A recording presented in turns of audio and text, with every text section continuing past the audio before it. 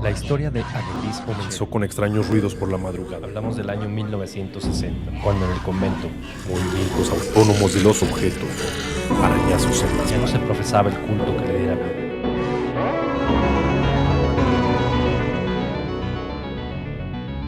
Hablemos de terror.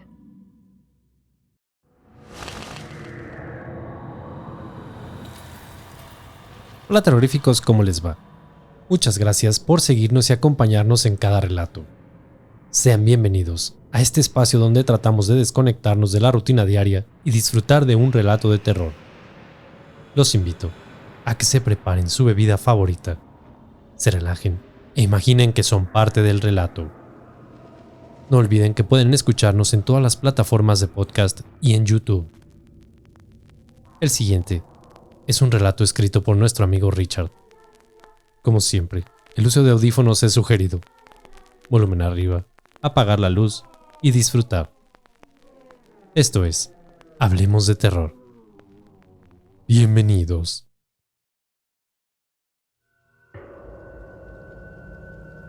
Este es el capítulo 12 de la historia. Si no has escuchado lo previo, te sugerimos que lo hagas para entrar en contexto.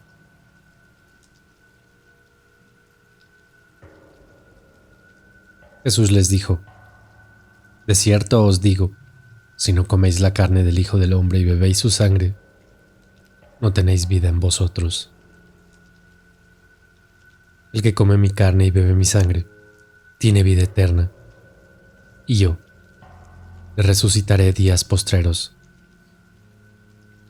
Porque mi carne es verdadera comida, y mi sangre es verdadera bebida.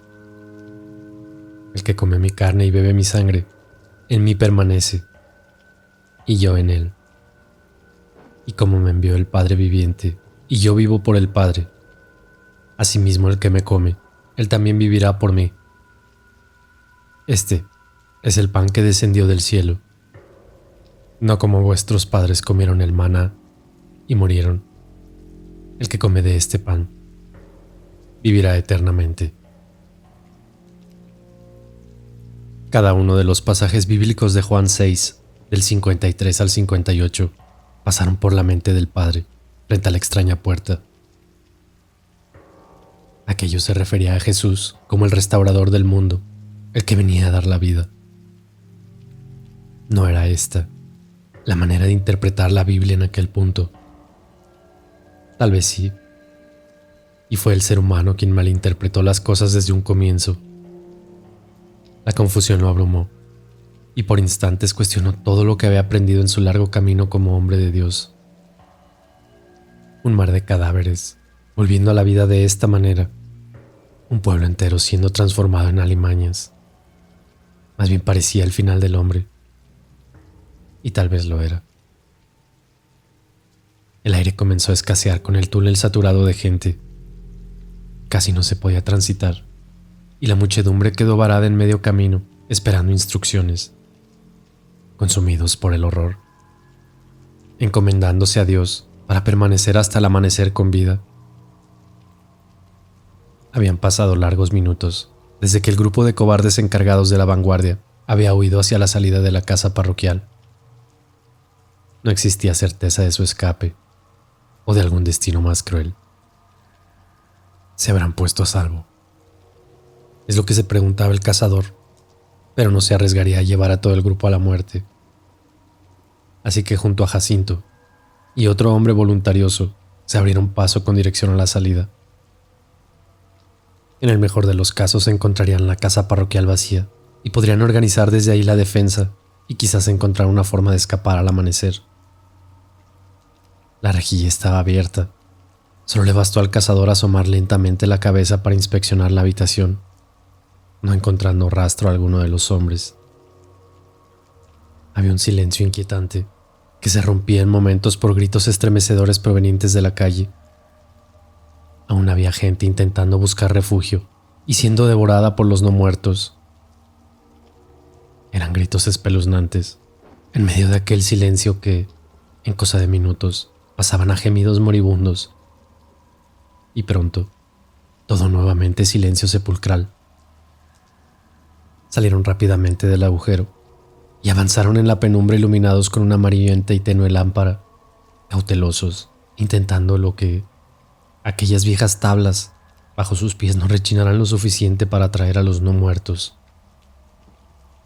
Al llegar a la cocina, rastros de sangre sobre el piso detuvo su marcha, adoptando rápidamente una posición defensiva con las armas que cargaban. Luego se desplazaron hacia el salón principal, en un eterno caminar pausado hasta que un extraño ruido los detuvo nuevamente. Era un sonido asquiento y repugnante, de carne siendo masticada, de vísceras siendo arrancadas. La grotesca escena quedó al descubierto al acercar unos cuantos metros la luminiscencia sobre un rincón del salón, donde un no muerto, agazapado sobre un cuerpo estirado en las tablas, introducía sus mandíbulas en su abdomen, saciando un hambre incontrolable. Ni siquiera notó la presencia de los hombres, pero sí lo hizo una segunda criatura que se encontraba montada sobre la escalera, devorando un brazo desmembrado del mismo cuerpo. De inmediato se puso en pie y saltó sobre el grupo con una agilidad inusual para un hombre normal, así que claramente era un convertido. Tomando por sorpresa al hombre que acompañaba al cazador y a Jacinto, atacando su cuello salvajemente una y otra vez, hasta romper la carótida, regando sangre por todo el lugar. El cazador lanzó un machetazo que no vio venir, abriéndole el cráneo en dos. Luego asestó un segundo golpe, que terminó partiendo su cabeza en dos y parte del cuello, generando una erupción de sangre, desplomándose al instante junto a la víctima, quien lanzó un último gemido antes de morir desangrado. El otro muerto viviente acabó abruptamente su cena lanzando un gutural aullido. Era como si llamara a sus pares por ayuda. Sabía de su desventaja, pero de igual forma se abalanzó sobre el cazador, quien lo repelió con machetazos al aire, manteniéndolo a la distancia. Los ojos del cazador y de Jacinto pronto se fueron sobre las escaleras. Movimientos exaltados y pasos en el segundo piso daban cuenta de más vampiros en la casa. Ahora la ventaja sería de ellos. Por primera vez sintió miedo, un miedo inmenso y tan real que congeló su sangre y nubló las ideas. No encontraba vuelta a cómo salir de esta. Luego un par de figuras humanoides bajaba por las escaleras reaccionando. Aquellas siluetas le eran conocidas, pese a la penumbra, pero cuando logró adaptar sus ojos a la oscuridad, reconoció los rostros. Eran aquellos hombres de avanzada que habían huido. El alma le volvió al cuerpo por un instante, pero tal sensación no duraría mucho, porque se dio cuenta que ya habían sido convertidos. Sus pescuezos ensangrentados con la carne abierta y los rostros grisáceos daban cuenta de ello. Se sacudió del pavor y agarró a Jacinto por la chaqueta retrocediendo lentamente mientras lanzaba machetazos. Misma acción repetía su acompañante armado con una especie de tridente. Fue así como lograron sortear hasta la cocina, con las bestias encima a un par de metros esperando el menor descuido para abalanzarse sobre ellos. Solo faltaban unos metros más y llegaban al cuarto contiguo y la escotilla, pero la situación era totalmente complicada. No se trataba solo de bajar, sino también de cerrar la rejilla y hacerlo con agilidad. Pero ¿quién diablos se había quedado con la llave? No podía recordarlo. Tal vez él mismo, en alguno de sus bolsillos, pero detenerse a buscar la llave no era una opción. Luego pensó, ¿y si los muertos no habían encontrado la rejilla? Sonaba lógico, pues siempre estuvo abierta, y de haberla descubierto, estaríamos ya todos muertos. Con eso concluyó su pensamiento, desviando de inmediato su retroceso hasta otro punto de la cocina. Si querían bajar nuevamente, y sin poner en riesgo a la gente, tendrían que luchar y salir victoriosos. Miró la lámpara rebosada en aceite, y su mente se iluminó. Lanzaré la lámpara sobre ellos. Embiste con todas tus fuerzas al de tu derecha. Tienes la ventaja de los metros del tridente. Empújalo con todas tus fuerzas hacia el salón. Yo me encargaré de los otros. Y apenas acabe con él, voy por ti. Solo debes mantenerlo clavado con todas tus fuerzas. Instruyó a Jacinto, quien tembloroso asentó con la cabeza. «Saldremos de esta», dijo a viva voz, dándole la confianza necesaria al atemorizado Jacinto. El cazador inhaló profundamente y, conteniendo el aire en sus pulmones, lanzó con fuerza la lámpara sobre uno de los convertidos, dándole en plena cabeza con una violencia tal que el artefacto estalló al instante, salpicando aceite al vampiro más cercano, que también comenzó a arder al instante. Luego soltó la respiración y observó unos segundos los cuerpos retorciéndose de dolor.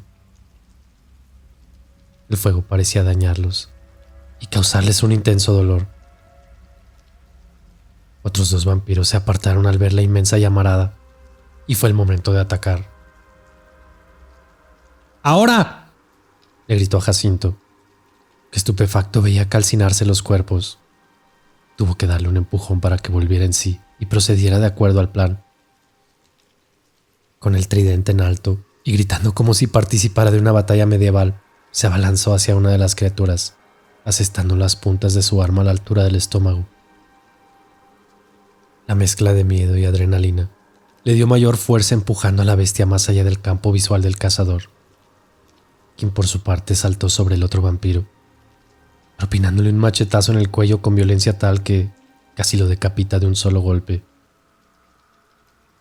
La abominación cayó al piso de rodillas, con su testa colgando, sostenida únicamente por algunos músculos que sobrevivieron al golpe, pero que en segundos fueron cortados por un nuevo y certero machetazo. La cabeza rodó sobre el piso encendido en llamas, mientras el tronco borboteaba sangre a montones. En el salón principal, otra batalla se libraba en la penumbra. Si bien la cocina estaba iluminada completamente por las llamas, al otro lado todo era penumbra. Vidrios que estallaban y muebles que parecían voltearse por el fragor de una batalla. El cazador acudió en ayuda, encontrándose con Jacinto de rodillas sosteniendo al convertido casi desde el piso, el cual lanzaba manotazos, buscando alcanzar al horrorizado médico. La punta filosa del machete atravesó la cabeza desde arriba saliendo por el mentón. Luego quitó la hoja y el no muerto al fin dejó de luchar. Gimiendo de horror y consternado, el doctor empujó el cuerpo e intentó ponerse de pie, pero se desplomó, vomitando al instante. La puerta principal se azotó. Primero fue un estruendo y largos segundos de silencio. Luego muchos azotes sobre la madera. Eran ellos, los vampiros. Habían sido alertados por el escándalo y se disponían a invadir la casa parroquial. Si uno de ellos había encontrado la forma de entrar, pronto lo harían los demás. Así que debían escapar cuanto antes. En el túnel, el atemorizado grupo aguardaba noticias. Algunos ya no soportaban la claustrofobia y comenzaban a desesperarse, alocando la discusión sobre si era factible seguir esperando o salir. Estaban en ello cuando los pasos acelerados se escucharon venir y estalló el griterío y el pánico. No se percibían luces, por ello adoptaron una posición defensiva, levantando armas. Los pocos que mantenían alguna al menos lo hacían para enfrentar a los no muertos. ¡Somos nosotros!, fue la voz temblorosa y ahogada proveniente del túnel. Era el cazador y Jacinto, quienes en instantes se unieron al grupo. Debemos subir a la casa de inmediato y cubrir puertas y ventanas. Es nuestra única opción. Debemos hacerlo antes que encuentren la manera de ingresar. ¡Muévanse ya! Casi sin aliento, el cazador alzó la voz con sus manos en las rodillas, buscando recuperar el aliento. El padre, con unos cuantos hombres, comenzó a arrear a la gente rápidamente hacia la salida, entre gritos y desesperación.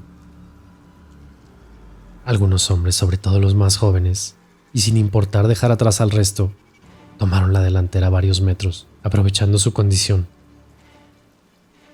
El resto avanzó agrupado a paso lento, pero solo alcanzaron a recorrer unos cuantos metros, cuando desde la dirección hacia donde se dirigían, comenzaron a sentirse gritos de horror y de muerte. Los no muertos habían encontrado la salida y despedazaban al primer grupo. Gélidos del horror y confundidos guardaron silencio para cerciorarse de aquello. Fue como si aquellos espantosos gritos hubieran congelado sus cuerpos por instantes, dejando al grupo sin reacción hasta que un hombre llegó de golpe hasta aquella posición, completamente ensangrentado y gimiendo del horror. ¡Ahí vienen!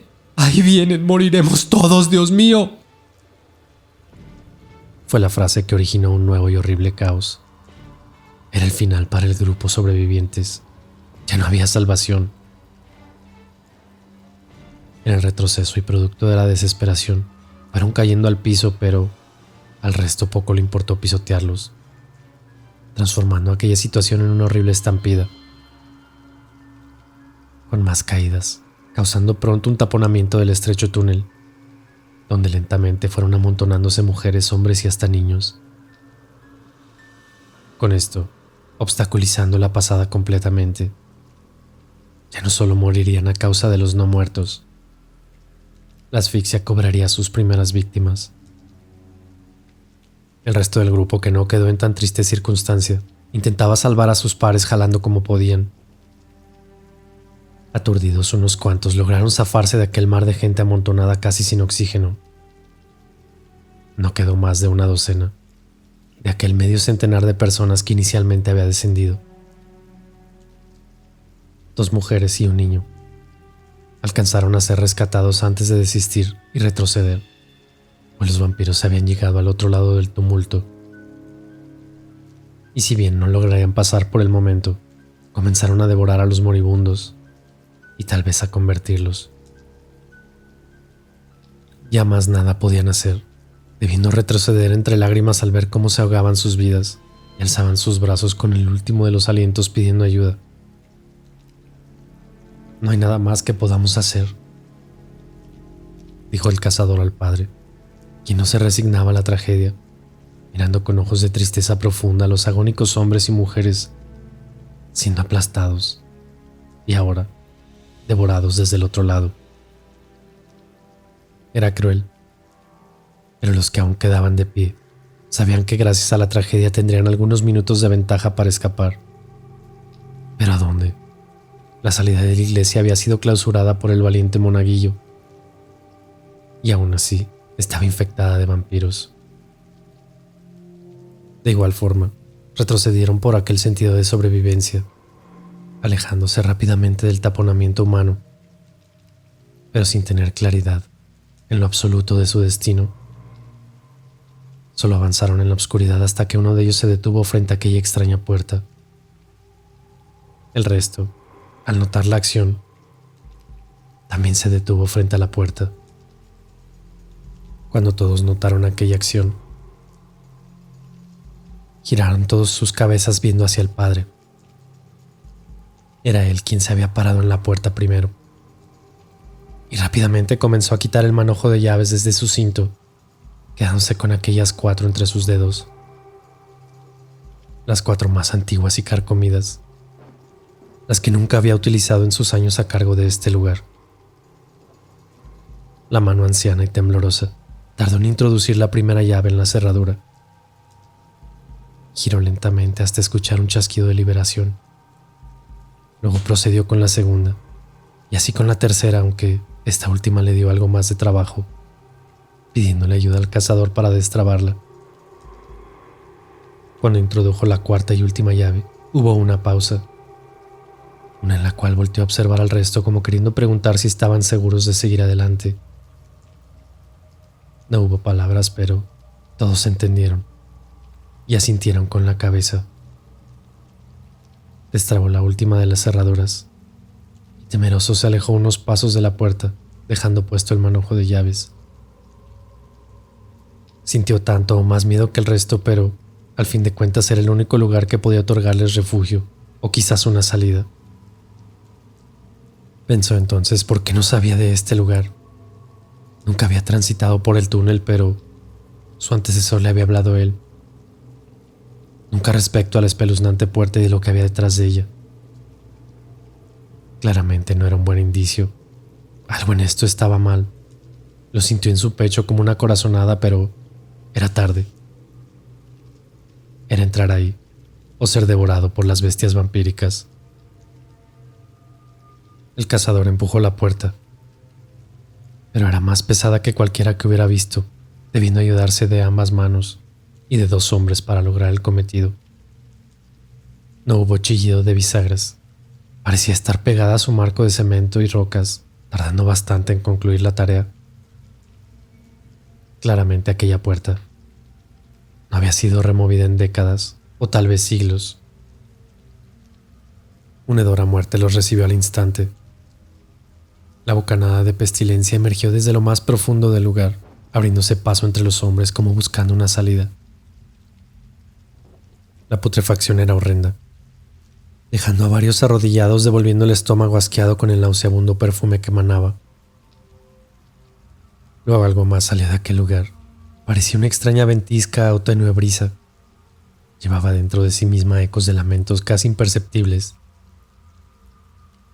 similares a susurros o silbidos del viento, pero con un tono espeluznante y escalofriante, pues parecían voces agónicas, lamentos horrorosos y sufrientes que estuvieron atrapadas por mucho tiempo. Nadie quedó ajeno al espantoso momento y la pregunta que todos se hicieron fue: ¿qué diablos es este lugar? La única lámpara de aceite que aún quedaba con vida alcanzaba a dar lumbre solo un par de metros. Obviamente la cargaba el cazador, y su otra mano empuñaba su fiel machete, cubierto de mezcolanza de sangre de sus víctimas. La putrefacción bajó su intensidad. Al escapar gran parte de ella por el ambiente, seguía dando náuseas a los hombres, mientras avanzaban por una especie de pasillo. Era como una caverna natural, pues paredes no eran de madera o de alguna construcción hecha por el hombre. Esto era formado natural, solo rocas, tierra y humedad. Tal vez una cueva volcánica. El nuevo túnel parecía no tener fin, así que antes de iniciar la marcha el cazador ordenó al padre cerrar la puerta. Si bien no tenía cerraduras ni manijas por dentro, dando cuenta de lo que guardase aquel lugar o el propósito por el cual se creó, era solo para ser custodiado desde afuera. El padre cerró con la ayuda de otro hombre. Por largos minutos avanzaron por la caverna que parecía no tener fin. El lugar era dueño de una obscuridad inusual, como jamás ninguno presenció en vida, y por momentos daba la sensación de ir internándose en una mina. El camino los sumergía en lo más profundo de la tierra. Claramente descendían, pero no todos lo notaban. Se percibía que la temperatura iba en claro ascenso. Un asfixiante calor se hizo presente que se mezclaba con la putrefacción. Pese al panorama no había ratas, ni murciélagos, escorpiones o alguna especie de vida de cavernas, algo que hizo mención Jacinto el médico, quien era un estudioso no tan solo de medicina, así que le pareció bastante extraño. Metros más adelante el camino daba un giro inesperado, cuando el cazador se detuvo al final del camino cavernoso y alzó la lámpara, quedando al descubierto un enorme espacio subterráneo, de un diámetro difícil de descifrar por la oscuridad. En su camino aparecían enormes montículos, compuestos de tierra húmeda, rocas, fango y otras cosas que al principio no se distinguían con claridad. Sus zapatos se enterraban por momentos al caminar por aquella especie de vertedero pútrido. Pronto salieron pañuelos, o cualquier forma de tapar sus narices ante la inmensa descomposición del lugar, cuyo origen estaban pronto a descubrir. Improvisaron antorchas, quitándose ropa, rasgándola, envolviéndola en palos y lanzas que llevaban como armas, untando los trapos que en el aceite disponible, aquel de la lámpara. Necesitaban luminosidad para buscar más elementos de combustión, pero no precisamente para cobijarse en una fogata. pues el calor del lugar era intenso y completamente anómalo para una caverna. 4 antorchas ayudaron a iluminar el vertedero y el panorama bajo sus pies fue más claro, pero también el más horrendo con el que podían toparse. Dispersos los hombres, inspeccionaron los montículos frente a sus ojos, y el primero en horrorizarse fue Jacinto, quien removió pútridos trapos mezclados con tierra bajo sus pies, en cuyo interior había huesos humanos. Era un fémur, o tal vez la tibia, lo que espantó al médico lanzando un espeluznante grito que resonó en eco en la inmensa caverna. Rápidamente el cazador llegó hasta su posición a comprobar el macabro hallazgo. Removió aún más el fango, hasta encontrar el cráneo del mismo cadáver. Pero no era un simple cráneo. Al revisar su dentadura, unos enormes colmillos sobresalían del resto de sus piezas, en una mandíbula o quijada también fuera de lo normal. ¡Dios santo!, exclamó, llamando de inmediato al resto para presenciar el hallazgo. A poca distancia, otro hombre se topaba con algo aún más macabro. Un ataúd de madera carcomida se asomaba entre el lodo. En su interior, una mujer semidesnuda boca abajo con una enorme estaca clavada sobre su espalda. Cuando voltearon el cadáver, estupefactos descubrieron que en su quijada desencajada, que una enorme piedra le habían metido en la boca. Pero no era aquello la mayor sorpresa. Lo que horrorizó a los sobrevivientes, algo en común tenía con los restos encontrados por el médico. Enormes caninos sobresalían del resto de sus piezas dentales. Eran restos de vampiros. Estaban tal vez en un cementerio de estas criaturas. Al asfixiante ambiente a muerte, con altas temperaturas se sumó este horroroso hallazgo de cadáveres de criaturas vampíricas. ¿Qué hacían en este lugar? ¿Quién rayos los trajo aquí? ¿Qué era realmente esta enorme caverna? Eran las interrogantes que poco a poco se irían disipando, cuando nuevos descubrimientos horrorizarían a los vivos. A pocos metros del ataúd, una cruz de madera degradada parecía resignarse a ser sepultada en el lodo. Cuando fue tomada por uno de los hombres, se deshizo en 1000 fragmentos astillosos, dando muestras de su descomposición y su antigüedad. 2 hombres en la cima de los montículos rompían el silencio con gritos. Llamaban al resto con desesperación para ser testigos de su descubrimiento. Tras aquella cima, lo que parecía ser un enorme socavón quedaba al descubierto. Emanaba un ambiente todavía más intenso y maloliente. Era hedor a muerte, a carne pútrida y descompuesta, pero también a la misma chamuscada. Una sensación indescriptible a él. Era algo que jamás en su vida habían percibido. Intentaron bordear el inmenso agujero pisoteando más tumbas y restos de cuerpos que no quisieron inspeccionar. Ya eran presa del pánico, del horror que este extraño y escalofriante lugar les brindaba. Horror a lo desconocido y una sensación de muerte que caló hondo en sus almas, causando sensaciones angustiantes. Era un lugar insano, algo cargado de muerte y energías malas inexplicables. Uno de los hombres arrojó su antorcha al agujero y ésta se perdió en la negrura lentamente. Aquel hoyo no tenía fondo. Todos tragaron saliva y temblaron. «Shh, guarden silencio», dijo una de las mujeres, que parecía tener un sentido más agudizado que el resto. «¿Escuchan eso?», susurró. Inmóviles, pusieron oído y efectivamente la tierra resonaba extrañamente, pero no bajo sus pies o proveniente de aquel socavón. El ruido provenía de las alturas, del techo de la caverna. Comenzó luego a caer tierra y piedras, como anunciando un derrumbe que los puso en alerta esperando lo peor. El ruido se acrecentó en segundos, cayendo más tierra y piedras casi sobre sus cabezas. Luego se abrió un agujero, por donde cayó estrepitosamente un ataúd de madera podrida, que alcanzaron a ver pasar frente a sus ojos. pese a la poca luz que las antorchas les podían dar. Cayó hasta perderse en el abismante socavón. Aquello era un ataúd. Todos lo afirmaron.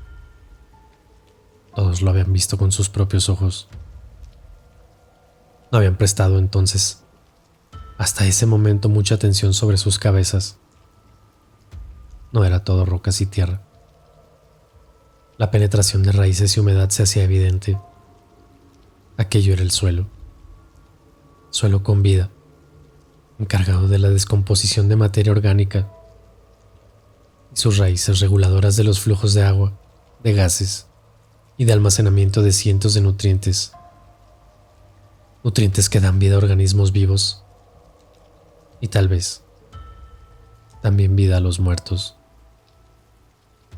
Aquel suelo sobre sus cabezas no era otra cosa que el subsuelo del panteón. Algunas tumbas se dejaban ver próximas a caer. También cruces y partes de cuerpos colgaban y gusanos se desprendían por doquier. ¿Cuántos muertos sobre muertos habían sido enterrados y apilados sobre aquella tierra maldita? Quizás durante cientos de años o más. Unos sobre otros, siendo succionados por este inmenso socavón, por este infierno que tal vez le devolvía la vida, convertidos en bestias, no de Dios.